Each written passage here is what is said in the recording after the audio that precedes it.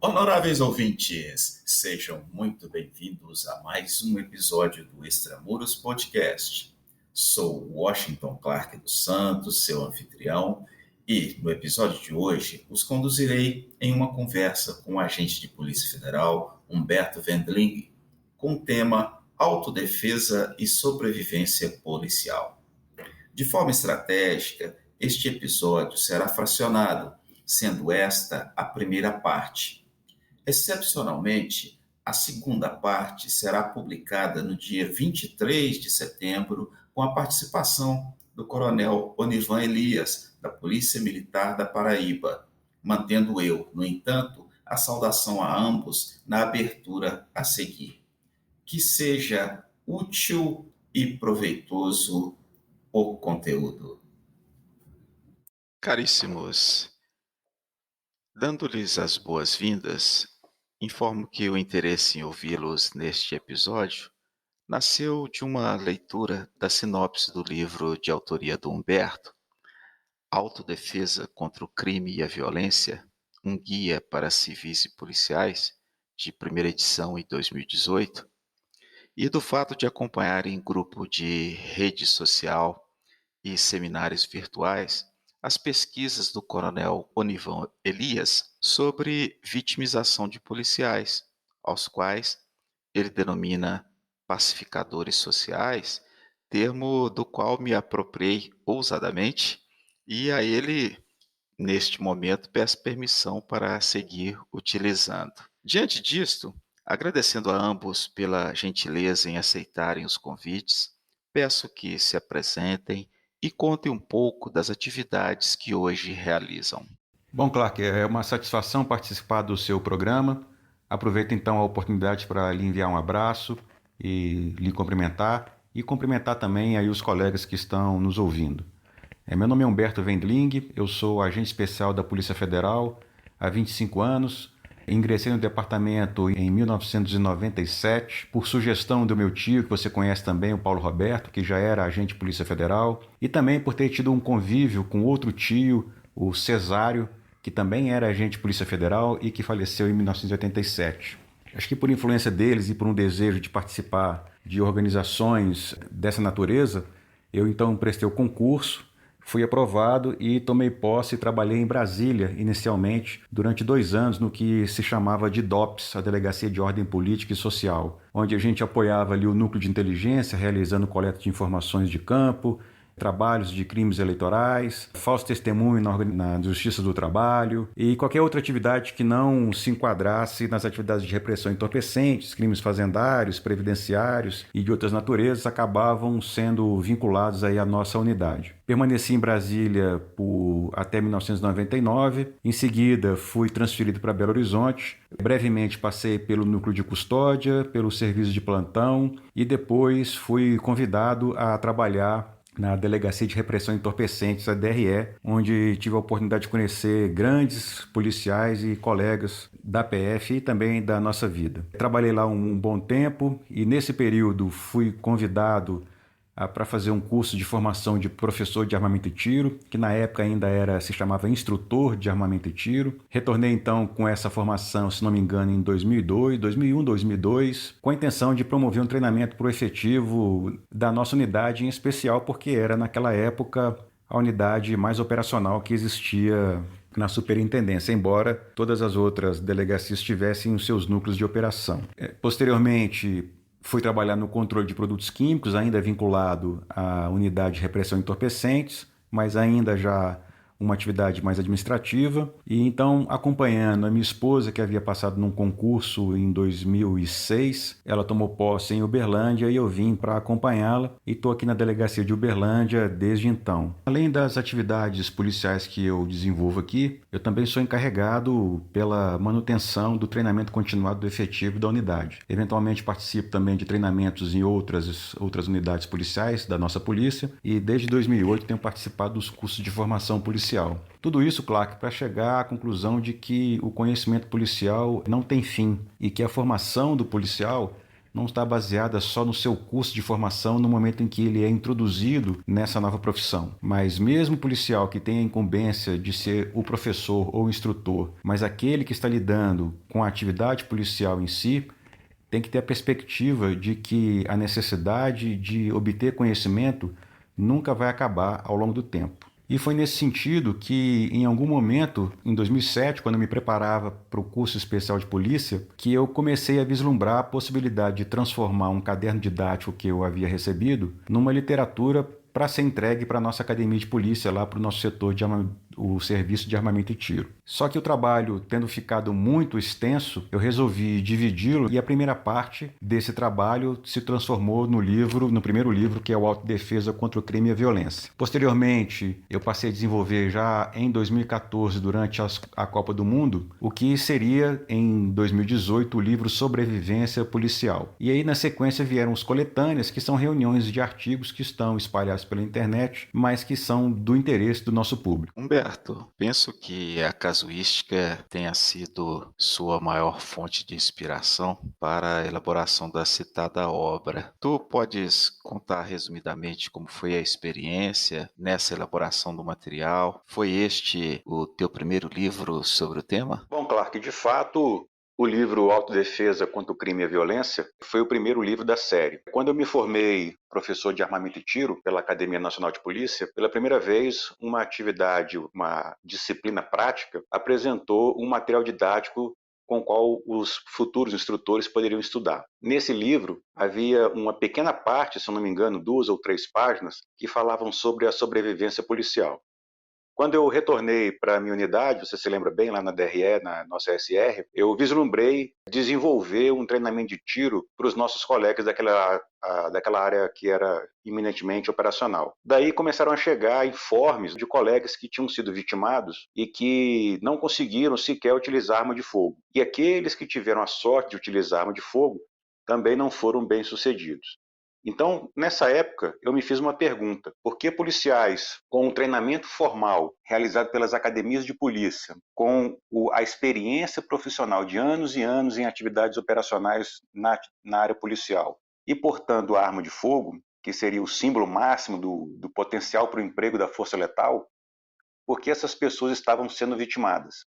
Então, eu percebi que, necessariamente, a questão do armamento e tiro era, de certa forma, secundária, que esses policiais estavam falhando muito antes da necessidade do emprego da arma. Então surgiu a perspectiva de estudar sobre o tema, sobre essa questão da salvaguarda policial, para determinar ou trazer respostas que pudessem responder essas 3 perguntas. Daí surgiu o livro Autodefesa contra o Crime e a Violência, que tem como subtítulo um guia para civis e policiais.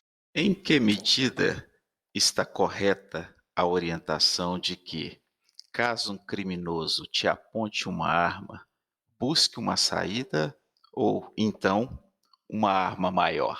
Para responder essa pergunta, primeiro a vítima precisa estabelecer o seu padrão de sucesso. Preferencialmente, essa definição deve ser estabelecida antes que a pessoa seja de fato uma vítima potencial. E o que é padrão de sucesso? É a indicação de até que ponto a pessoa está disposta a lutar em relação àquilo que está sendo tomada dela. Um exemplo é o caso de um telefone celular. Se a vítima é alvo de um ladrão que tenta levar esse aparelho, e é só isso o que ela entende que está acontecendo naquele momento, ela pode determinar que o padrão de sucesso sendo manter a sua integridade física, né, mantendo a sua vida, então a entrega desse aparelho é um preço justo a ser pago em razão do padrão de sucesso. Alguém que entenda que numa situação de risco a violência vai ser escalada a ponto dela perder a vida ou ser ferida com gravidade, ela estabelece então que esse padrão de sucesso é inaceitável e ela vai fazer tudo o que for necessário para evitar chegar nessa condição. Então, esse padrão de sucesso, obviamente, ele pode ser alterado ao longo de um crime que esteja ocorrendo com a pessoa. Mais um exemplo: o indivíduo está dirigindo, ele para no semáforo, então ele é abordado e ele entende que a entrega do carro é mais importante para a salvaguarda dele em relação à possibilidade dele ser morto por resistir à entrega desse veículo. Então ele faz isso. Só que ao invés do ladrão deixá-lo seguir e só levar o carro, o ladrão então decide que ele vai ser levado para um local mais distante, onde ele vai perder o controle da situação. Na ideia da vítima, ela pode entender que a partir dali, estando perdendo o controle da situação, estando nas mãos dos criminosos e indo para um local desconhecido, onde ele pode ser torturado e morto, ele entende que a entrega desse veículo não é mais satisfatória. Então, nesse momento, ele pode estabelecer um novo padrão, que seria uma luta contra esse ladrão, ou mesmo se ele estivesse dirigindo, bater o carro para evitar chegar num local pré-determinado pelo criminoso. O que eu quero dizer é que esse padrão de sucesso ele pode mudar à medida que a percepção da vítima muda em relação àquilo que ela observa da ocorrência. Então, o fato é que ou ter uma arma maior ou fugir, no primeiro caso, né, ou no segundo, na verdade, que é o fugir, a gente pode entender que é a capacidade de evitar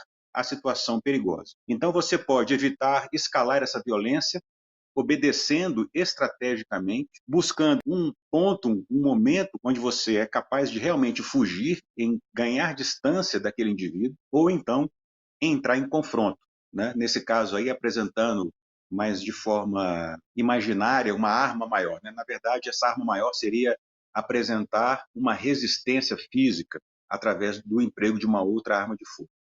Então, nós teremos aí, nesse caso, três alternativas. Ou o indivíduo ele obedece e entrega aquilo que ele tem para salvaguardar a sua vida, baseado no seu padrão de sucesso, ou ele obedece estrategicamente, buscando uma oportunidade para fugir e aumentar a distância daquele ponto de perigo, daquela área que representa uma zona quente, que é o local onde está o criminoso, ou ele então, percebendo que a situação vai ser escalada, ele então apresenta o enfrentamento. A questão é que quando você tem uma arma já apontada para você, tentar sacar uma arma que está encoberta pode ser uma grande desvantagem para o policial em especial. Nesse caso, o policial precisa observar uma janela de oportunidade ou então criar essa janela de oportunidade. Mais uma vez, o padrão de sucesso ele vem à tona. Se mesmo com uma arma apontada para a vítima, ela percebe que não fazer nada vai escalar a situação, que ela vai ser morta de qualquer jeito, então, nesse caso, é o que eu chamo também de partir para o tudo ou nada, ou seja, tentar se sobreviver fazendo alguma coisa ou tendo a alternativa de não sobreviver por não ter feito nada. Temos como padrão, no caso da abordagem por criminosos, a orientação para que não esbocemos reação. Analisando os conteúdos de suas manifestações nos livros e palestras, verificamos a sinalização de conduta um tanto quanto diversa. Podem esclarecer tais sinalizações? Bom, a indicação de nunca reagir, pregada pelas polícias no Brasil, ela está incompleta porque não oferece à vítima nenhuma outra alternativa, mesmo para aquelas circunstâncias onde uma escalada da força ou da violência pode ser empregada contra a vítima. Nesse sentido, é importante também que não haja a perspectiva do pensamento oposto, ou seja, de sempre reagir. Então, nunca e sempre elas estão nas extremidades e também não oferecem alternativas para as pessoas. É importante que as vítimas, né, ou aquelas pessoas que se preocupam com a possibilidade de serem vítimas no futuro, elas entendam que é preciso ter alternativas. E a condição de autodefesa permite que elas tenham várias alternativas. Por exemplo, a obediência é uma delas. Não fazer nada pode ser importante em determinadas circunstâncias. Mas ela pode, por exemplo, desescalar a violência, especialmente naquelas condições de crimes domésticos ou crimes no trânsito, né, que começam apenas com um xingamento, um aborrecimento ou coisas dessa natureza. Elas podem também partir para a intimidação. Um exemplo, a pessoa está chegando em casa e percebe a presença de pessoas estranhas, dois indivíduos, por exemplo, caminhando na calçada, né? Vamos imaginar que essas pessoas sejam de fato criminosos e estejam buscando uma oportunidade para abordar uma vítima potencial. Então, em vez de simplesmente passar direto, o indivíduo pode aplicar a alternativa da intimidação. Ele pode baixar o vidro do automóvel e fazer contato olho no olho com esses indivíduos. Ele pode também pegar o seu telefone celular e, de fato, ligar para a polícia através do 190 ou simular que está fazendo uma ligação enquanto olha para essas pessoas. O objetivo, então, nesse caso, é mostrar que, aos olhos desses possíveis criminosos, que eles não vão ter mais a condição de pegar a vítima de surpresa, porque ela está, de certa forma, atenta, ela está um passo à frente. Elas podem, então, fugir, como nós falamos no primeiro tópico sobre o padrão de sucesso, e ela pode também, considerando a possibilidade da escalada da violência, partir, então, para o enfrentamento. O importante, talvez isso tenha uma questão histórica, porque me parece que na história do nosso país, o cidadão ele tem a sua segurança sempre à mercê das forças de segurança pública, e não como um indivíduo capaz de realizar a sua própria salvaguarda. Nesse sentido, e o nosso tema trata dessa forma, tanto o Autodefesa quanto o livro do professor Onivan, de que em muitas situações, para o policial em especial, reagir é a melhor alternativa, considerando que, se ele for apenas uma vítima de um crime comum, uma espécie de um roubo, isso é uma coisa, mas considerando a possibilidade desse policial ser revistado, o simples fato de parecer policial pode levá-lo a ser vítima de um homicídio. No tocante aos policiais, preponderantemente, acreditam que a capacidade de defesa e neutralização da ameaça está ligada também à qualidade do equipamento por eles utilizados? Em que percentual o treinamento ou capacitação contínua influencia na margem de sucesso para que estes pacificadores sociais retornem vivos para casa? A neutralização do agressor depende do ponto de impacto do projétil, da penetração que esse projétil produz no corpo e da largura desse ferimento. Mas depende também, e fundamentalmente, do estado mental e emocional desse agressor. Então, o equipamento e o treinamento para alcançar esses objetivos, né, eles são preponderantes, porque o treinamento é uma forma de o policial obter experiência e se manter atualizado. De um lado, então, nós temos as armas, todas elas, e as munições, e quando eu me refiro a todas elas, eu me refiro também às armas menos letais, né, a esses equipamentos, e de um lado os policiais.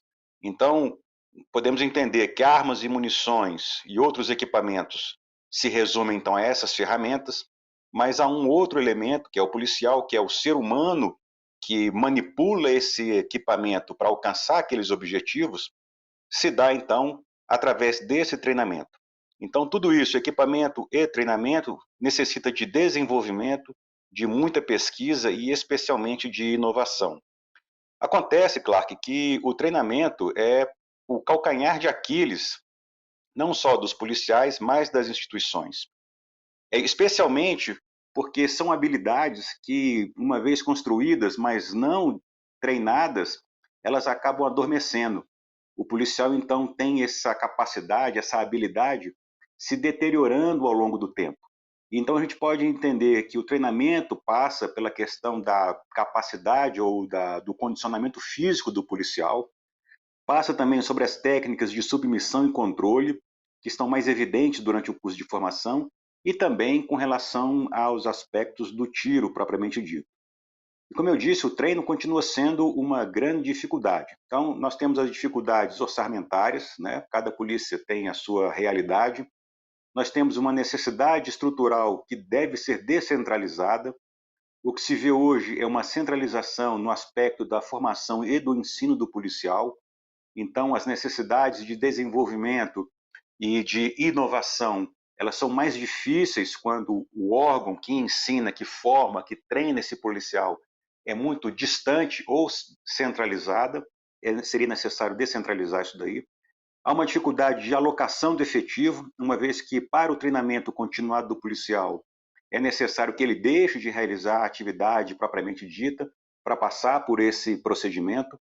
E também a visão de que o treino muitas vezes é um prêmio, quando isso não é verdade, porque o treinamento policial, para ele ser capaz de interagir com o público e interagir também com os agressores numa condição de vida ou morte, ela faz parte do trabalho policial.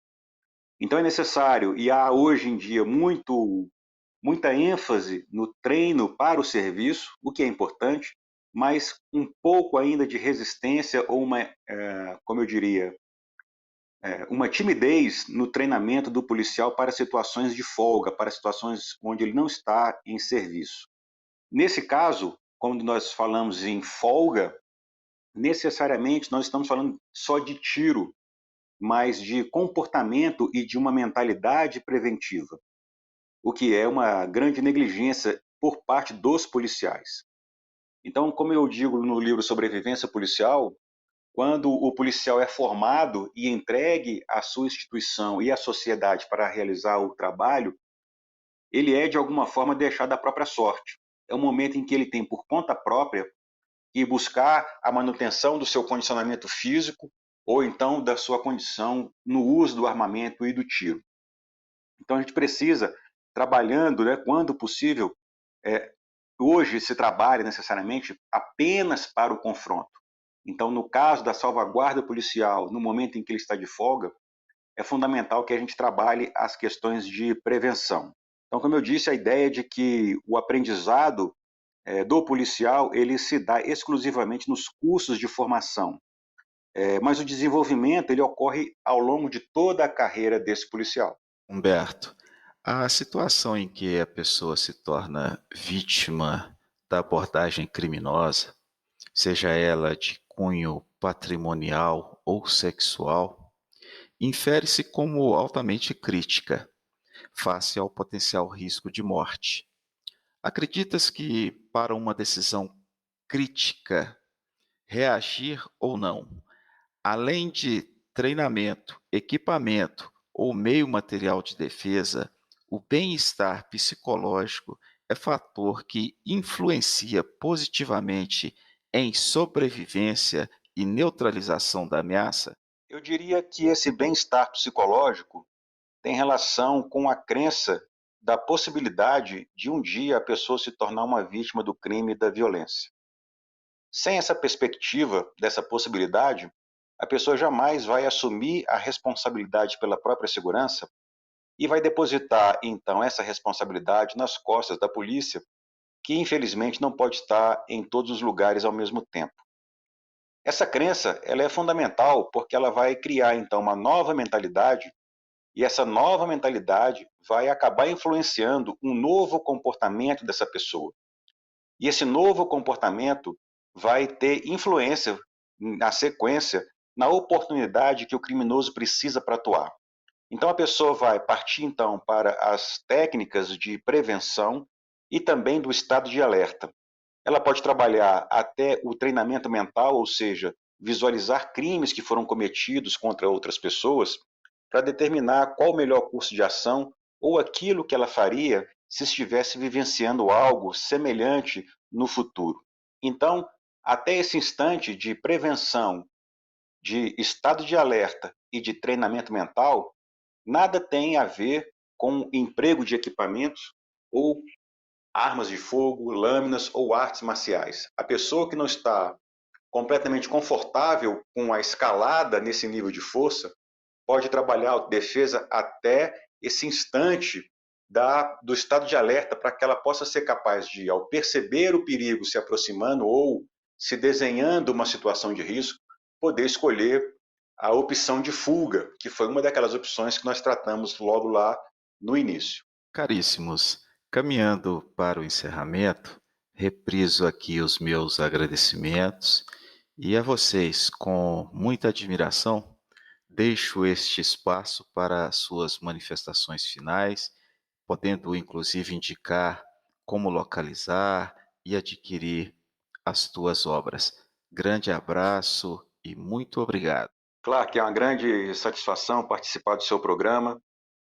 Fico feliz e desejo muito sucesso, tendo em vista que a gente já se conhece há 20 anos, trabalhando juntos lá na Superintendência em Belo Horizonte, posteriormente na nossa Academia de Polícia, e no seu programa trazendo informação consistente, relevante, sobre um tema que é caro para todo mundo, que é o crime, a violência, e como, de alguma forma, minimizar o impacto que isso tem na nossa liberdade, na liberdade das nossas famílias.